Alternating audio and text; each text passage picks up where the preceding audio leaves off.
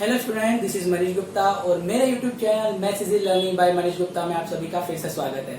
Okay students, आज का video start करने से पहले एक इंपॉर्टेंट चीज, यदि आप मेरा वीडियो फर्स्ट टाइम देख रहे हैं तो प्लीज मेरे वीडियो को लाइक कीजिए, मेरे चैनल को सब्सक्राइब कीजिए और नीचे लगे बेल आइकन को क्लिक कीजिए, जिससे मेरे आने वाले नए वीडियो आप तक आसानी से पहुंच सके। ओके स्टूडेंट्स, चलिए आइए हम आज का वीडियो स्टार्ट करते हैं। तो स्टूडेंट, आज हम 12th class maths chapter first relation के बारे में डिस्कस करेंगे। ओके स्टूडेंट, इस चैप्टर में हम टाइप्स ऑफ रिलेशन के बारे में बात करेंगे। ओके, तो हमारे पास है टाइप्स ऑफ रिलेशंस। यहाँ पे हमारे पास कुछ टाइप्स हैं: एम्प्टी रिलेशन और void relation, universal relation, identity relation, reflexive, symmetric, transitive, antisymmetric and equivalence relation. Okay student, step by step हम इन सारे टाइप्स के बारे में डिस्कस करेंगे और जानेंगे कि ये रिलेशन होते क्या है। ओके स्टूडेंट, चलिए आइए सबसे पहले हम बात करते हैं एम्प्टी रिलेशन और वॉइड रिलेशन की। ओके स्टूडेंट्स, आइए जानते हैं एम्प्टी रिलेशन क्या होता है। एम्प्टी रिलेशन और void relation, a relation R defined on set A to B is called empty और वॉइड रिलेशन। ओके, उसमें हमारे पास एक रिलेशन है जो सेट ए से सेट बी पर डिफाइंड है। ओके, तो उस रिलेशन को हम बोलेंगे empty relation if no element of A. Okay, if no element of A is related to any element of B, मतलब ए का कोई भी एलिमेंट अगर बी के किसी भी एलिमेंट से रिलेट नहीं कर रहा है तो इस टाइप के रिलेशन को हम बोलेंगे एम्प्टी रिलेशन, क्योंकि इस रिलेशन में कोई भी एलिमेंट आएगा ही नहीं, क्योंकि रिलेट नहीं कर रहा है। ओके स्टूडेंट, इसको एक एग्जांपल से समझते हैं। मान लीजिए आपके पास दो सेट है, एक सेट ए है और एक सेट बी है। ओके स्टूडेंट, और आपका जो रिलेशन है वो सेट ए से सेट बी पर इस प्रकार से डिफाइन है कि रिलेशन के अंदर इस टाइप के ऑर्डर पेयर्स हैं और ये ऑर्डर पेयर्स में जो एलिमेंट है, ए जो है आपका कैपिटल ए का है, स्मॉल बी जो है आपका कैपिटल बी का है। तो इस प्रकार की ये ए और बी का ऑर्डर पेयर है इसके अंदर, जिनको अगर हम ए में से बी को सब्ट्रैक्ट करें तो आपको इवन नंबर मिलना चाहिए। तो ऐसे अगर आपके पास एलिमेंट है ए और बी में, सेट ए और सेट बी में आपके पास यदि ऐसे एलिमेंट है कि ए माइनस बी करने पर इवन नंबर आए तो वो एलिमेंट इस आर के अंदर आ जाएगा।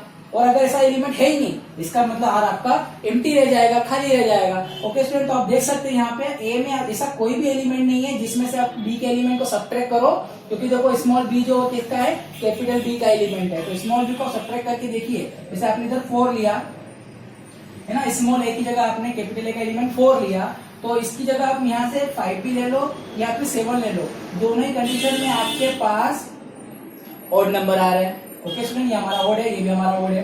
ओके, आप जब 6 लेकर देख लीजिए, 6 में से भी अगर आप 5 और 7 को माइनस करेंगे तो आपको ऑड नंबर ही मिल रहा है, 1 - 1। ओके स्टूडेंट, अगर आप 8 भी लेते हैं तो आप देख सकते हो 8 में से अगर आप 5 को माइनस करोगे या 8 में से आप 7 को माइनस करोगे तो आपके पास ऑड नंबर ही आ रहे हैं। इसका मतलब हमारे पास ऐसा कोई एलिमेंट है ही नहीं ए का या बी का जिसमें ए के एलिमेंट में से बी के एलिमेंट को सब्ट्रैक्ट करने पर हमें इवन नंबर मिले। मतलब ये रिलेशन जो डिफाइन हुआ है इसमें कोई भी एलिमेंट आ ही नहीं रहा है। ओके स्टूडेंट, अगर ऐसा मान लीजिए यहाँ पे एक एलिमेंट होता, जैसे मान लीजिए यहाँ पे हमारे पास 9 होता। ओके, इस सेट में हमारे पास 9 होता। ओके स्टूडेंट, तो अगर 9 होता तो हमारे पास एक एलिमेंट ऐसा है 9 में से आप 5 को माइनस कीजिए तो आपको 4 मिलेगा और 9 में से आप 7 को भी माइनस कीजिए, आपको 2 मिलेगा। तो उस कंडीशन में आपके पास इवन नंबर आ जाएंगे। और अगर ऐसा हो जाएगा तो इस रिलेशन के अंदर आपके पास एलिमेंट आ जाएंगे 9 and 5 and 9 and 7, 9, 5 and 9, 7, इस टाइप से दो एलिमेंट इसमें आ जाएंगे। अगर यहाँ 9 है तो, क्योंकि 9 में से आप 5 को माइनस करो, 9 में से आप 7 को माइनस करो, आपको इवन नंबर मिल रहा है। तो इस कारण से यहाँ पे 2 आपको एलिमेंट मिल जाएंगे, पर ऐसा हमारे पास यहाँ पे नहीं है। ओके स्टूडेंट, हमारे पास केवल 4, 6, 8 और इधर 5, 7 ही है। इसका मतलब ये एलिमेंट भी हमारे पास नहीं है। इसका मतलब हमारे पास आर में कोई एलिमेंट ही नहीं है। आर में कोई एलिमेंट नहीं है, इसलिए इस रिलेशन को हम एम्प्टी रिलेशन बोलते हैं। ओके स्टूडेंट, अब आपको समझ में आया होगा। आइए हम सेकेंड टाइप्स को समझते हैं। ओके स्टूडेंट्स, आइए अब हम यूनिवर्सल रिलेशन के बारे में जानते हैं। यूनिवर्सल रिलेशन क्या होता है। Okay student, universal relation, a relation R defined on set A to B is called universal relation if each element of A is related to every element of B। Okay student, मतलब हमारे पास दो set है और एक relation हमारे पास define है set A से B पर, और इस प्रकार से डिफाइन है कि सेट A के सारे एलिमेंट B के सारे एलिमेंट्स के साथ रिलेट कर रहा है।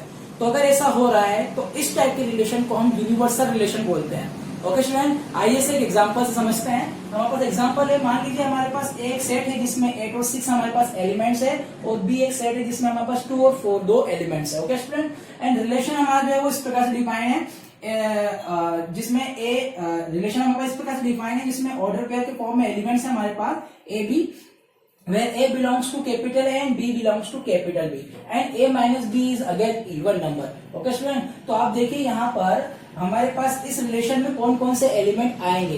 तो इस तरह की कंडीशन दी हुई है कि ए और बी के जो एलिमेंट है उसमें ए के एलिमेंट में से बी के एलिमेंट में से बी के एलिमेंट को सब्ट्रैक्ट करने पर इवन नंबर आना चाहिए, वही एलिमेंट इसके अंदर आ सकते हैं। तो अगर हम ऐसा करें तो इसके अंदर क्या क्या आएगा, आप देखिए इसके अंदर आपको 8 2 8 4 6 2 एंड 6 4 ये मिलेगा, ये सारे एलिमेंट्स में आएंगे। तो आप देख सकते हैं कि इसके सारे एलिमेंट इनके साथ रिलेट कर रहे हैं। 8 में से आप 2 माइनस करो तो आपको 6 मिलेगा, वो एक इवन नंबर होगा। 8 में से 4 को माइनस कीजिए आप तो भी आपको 4 मिलेगा, वो भी एक इवन नंबर है। 6 में से आप 2 को माइनस कीजिए तो भी आपको इवन नंबर मिलेगा, और 6 में से आप 4 को माइनस कीजिए तो भी आपको इवन नंबर मिलेगा। तो हम देख सकते हैं कि ए के हर एक एलिमेंट बी के हर एक एलिमेंट के साथ रिलेट कर पा रहे हैं। तो इस टाइप के रिलेशन को हम बोलते हैं यूनिवर्सल रिलेशन। ओके स्टूडेंट, आइए कुछ और टाइप्स के बारे में डिस्कस करते हैं। ओके स्टूडेंट्स, आइए आइडेंटिटी रिलेशन को समझते हैं।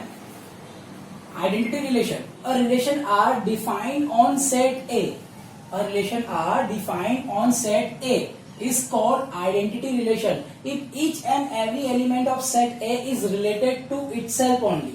ओके स्टूडेंट, मतलब हमारे पास ऐसा रिलेशन है जिसके सारे एलिमेंट ये एक ही सेट पे डिफाइन हो रहा है। ओके स्टूडेंट, ये एक ही सेट पे डिफाइन होता है। तो इसमें यदि हमारे पास एक ही सेट के एलिमेंट इस प्रकार से अपने आप के साथ ही रिलेट करे और किसी और के साथ रिलेट ना करे, तो इस टाइप के रिलेशन को हम आइडेंटिटी रिलेशन बोलते हैं। ओके स्टूडेंट, सिंबॉलिक फॉर्म में इसको इस प्रकार से लिख सकते हैं, R is defined as R is a relation which contains order pair AA where for all A R belongs to A। Okay student, for all A belongs to A इस type के एलिमेंट इसके अंदर है, या फिर हम इसको इस तरह से भी बोल सकते हैं कि R is a relation in which contains order pair AB where A and B both are belongs to capital A and A and B both are equal to each other। Okay student, तो इस तरह से भी हम बोल सकते हैं इसको। इसे एक एग्जांपल के थ्रू समझते हैं। मान लीजिए हमारे पास सेट एक ए है जिसके अंदर हमारे पास 1 2 3 एंड 4 ये 4 एलिमेंट है। ओके स्टूडेंट, अब इन 4 एलिमेंट है और हमारे पास एक आर इस सेट पर ही डिफाइन है।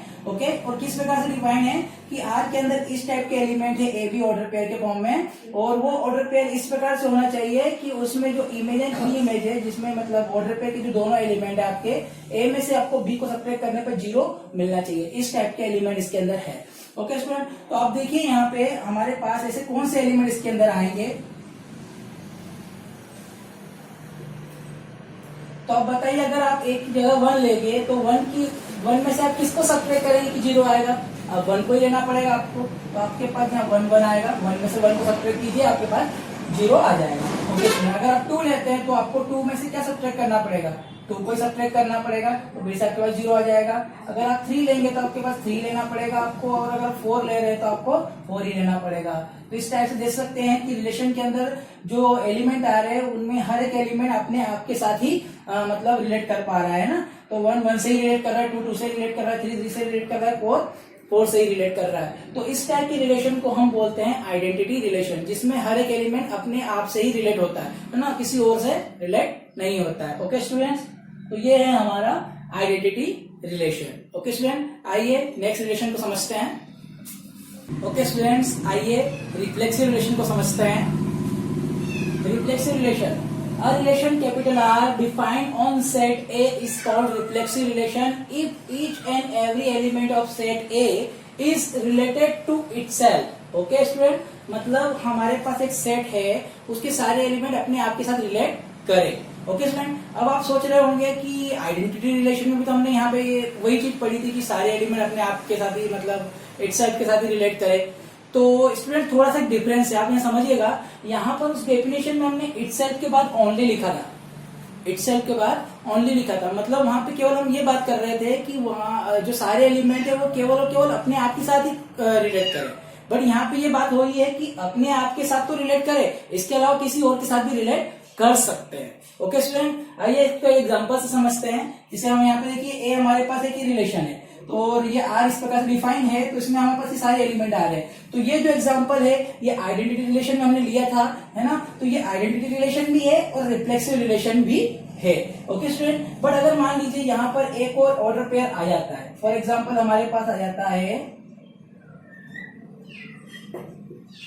3 4। ओके स्टूडेंट्स, तो अब ये हमारा रिफ्लेक्सिव रिलेशन ही है, आइडेंटिटी रिलेशन नहीं है, क्योंकि आइडेंटिटी रिलेशन में हमें यह पढ़ा है कि हर एक एलिमेंट अपने आप के साथ ही रिलेट करे और किसी और के साथ रिलेट ना करे। बट इसमें ऐसा है कि हर एक एलिमेंट अपने आप के साथ तो रिलेट करे ही करे, दूसरे के साथ भी करेगा तो कोई प्रॉब्लम नहीं है। ओके स्टूडेंट, तो आप देखिए हर एक एलिमेंट अपने आप के साथ रिलेट कर रहा है और एक एलिमेंट ऐसा है जो किसी और के साथ भी रिलेट कर रहा है। तो अगर ऐसा आपके पास रिलेशन बन रहा है तो इस रिलेशन को हम रिफ्लेक्सिव बोलते हैं। तो हम ये एक कंक्लूजन निकाल सकते हैं कि हर एक आइडेंटिटी रिलेशन को हम रिफ्लेक्सिव रिलेशन बोल सकते हैं, बट सारे रिफ्लेक्सिव रिलेशन को हम आइडेंटिटी रिलेशन नहीं बोल सकते। ओके स्टूडेंट, हाँ, आइडेंटिटी जितने भी होते हैं उनको हम रिफ्लेक्सिव बोल सकते हैं, बट सारे रिफ्लेक्सिव आइडेंटिटी नहीं होते। ओके स्टूडेंट, आई होप को इस डाउट जो है छोटा सा एक माइनर सा इसमें कंफ्यूजन रहता है स्टूडेंट, तो वो आपको क्लियर हो पाया होगा। ओके स्टूडेंट, इसे नोट डाउन कर लीजिए।